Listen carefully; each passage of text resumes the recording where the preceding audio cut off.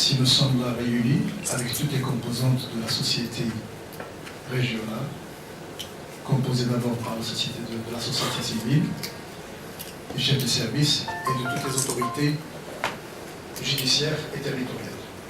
C'est pour exprimer exactement la politique qui est menée par Sa Majesté le Roi, que Dieu l'assiste, dans cet esprit de coopération sud-sud. Le Maroc ouvre ses bras à ses frères africains comme il l'a toujours fait, même avant l'indépendance, pour soutenir les Africains dans leur indépendance et dans leur lutte pour leur libération. Aujourd'hui, nous ouvrons les mêmes bras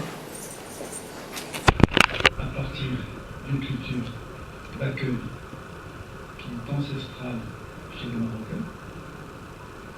Et nous n'avons aucune condition en contrepartie contre cette générosité, sauf le respect des institutions nationales et de la juridiction du pays, des lois du pays. C'est la seule condition. Et cette coopération sud-sud ne part pas juste par un sentiment de fraternité vers l'Afrique, mais aussi à partir d'une forte croyance en l'avenir de l'Afrique. L'Afrique a beaucoup de potentiel. C'est un continent qui dépasse les 1 milliard de consommateurs. 2. L'Afrique jouit d'une population jeune, qui n'est pas le cas pour les autres continents où le vieillissement atteint des chiffres qui commencent à inquiéter les responsables sur place. 3. C'est le sérieux des Africains et leur force ouvrière qui peut faire vraiment l'impossible et mener tous les challenges. L'autre côté, c'est le potentiel des richesses qu'embrasse le sol africain et qui fait de ce continent un continent complémentaire. Il y a l'agriculture, il y a le pétrole, il y a les ressources naturelles de toutes sortes, l'or.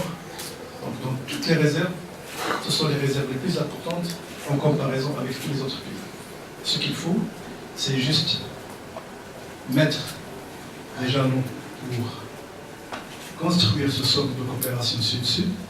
Et le Maroc l'a déjà fait, et en coopération aussi avec nos voisins européens, parce que je rappelle à tout le monde qu'il y avait une conférence qui a vraiment un juste titre de cette coopération sud-sud, et pour parer à ce flux migratoire, il y avait une conférence qui était organisée par le ministère des Affaires étrangères et de la coopération en juillet 2008 sur le thème développement-immigration. On ne peut pas arrêter la migration si on ne développe pas les pays sources de cette immigration. Quand un Africain trouve ici ou ailleurs chez lui